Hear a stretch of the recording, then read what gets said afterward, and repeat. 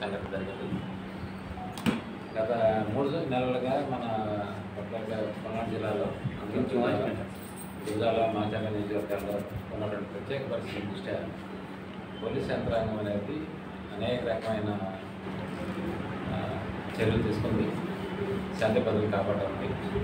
ఇందులో ఎన్నో సెక్యూరిటీ కేసులు పెడతాం, మైనర్ కేసులు పెడతాం, ముందు సపోర్ట్ చేయడం, వాళ్ళ మీద రౌడీషీట్ ఓపెన్ చేయడం, కేసులు ఇన్వాల్వ్ అయినా అని, అదేవిధంగా కొన్ని కేసులు ముద్దాలుగా ఉండి అరెస్ట్ కాకుండా తిరుగుతున్న వాళ్ళందరూ అరెస్ట్ చేయడం, ఎన్బిడబ్ల్యూ తీసుకొచ్చి మళ్ళీ వాళ్ళందరినీ అరెస్ట్ చేసి కోర్టులో పెట్టడం అన్నీ జరుగుతూ ఉంటుంది. అన్నీ చూసామన్నారు. ఎలక్షన్ రోజున, ఎలక్షన్ తర్వాత మన పల్నాడులో జరిగిన సంఘటనలు దేశవ్యాప్తంగా రోజులందరూ దృష్టిని ఆకర్షించి పల్నాడులోనే ఒక రకమైన భయంకరమైన వాతావరణం కల్పించింది.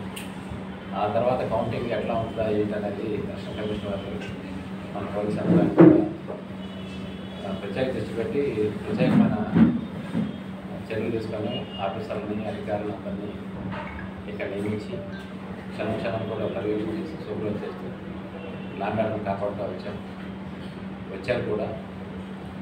దీనందరికీ ప్రజల సహకారము, అధికారులు, ఇతర ఏజెన్సీలు చాలా సహాయపడి ప్రశాంత వాతావరణం ఇప్పుడే మన ఏరియాల మీద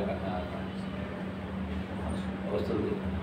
ఈ పరిస్థితుల్లో నిన్నగాక మన రాత్రి మన ఫారెస్ట్ అధికారులకి వచ్చిన సమాచారం మేరకు వారు ఏదో అన్నాపురం తండాకి రైతు కోసం వెళ్తారు.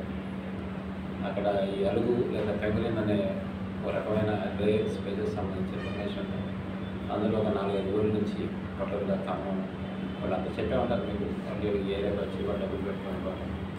అందులో ఆయన గోవింద నాయక్ గారిని కాంటాక్ట్ చేయడం, అదే శ్రీరామపురం చెందిన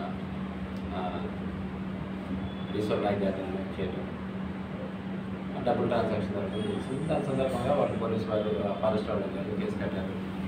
అందులో 10 మంది అరెస్ట్ తీసుకొచ్చారు, అరెస్ట్ చేశారు. వాళ్ళకున్న సమాచారం మేరకు అందులో పరాగా ఉన్నటువంటి గోవింద నాయక్ గారికి నేను కోసం నిన్న ఉదయం పెట్టుబాటు విలేజ్లో ఉన్నాడన్న సమాచారం మేరకు నిన్న ఉదయం పెట్టినారు ప్రజాస్వామ్యంగా. అది వారి డ్యూటీ వారు చేస్తున్నారు పోలీసు పరంగా. మరి పోలీసు ఉన్నారు, వాళ్ళు కూడా 15 మంది ఉన్నారు. అయినా సరే వాళ్ళందరినీ కూడా యూనిఫామ్లో ఉన్నారు.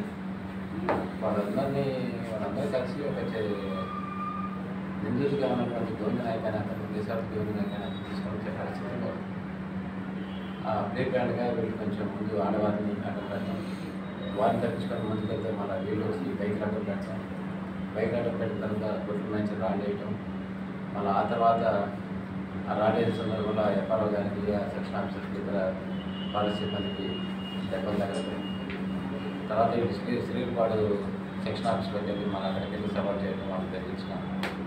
ఇదంతా చాలా బాధాకరమైనది ఈ ఏరియాలో.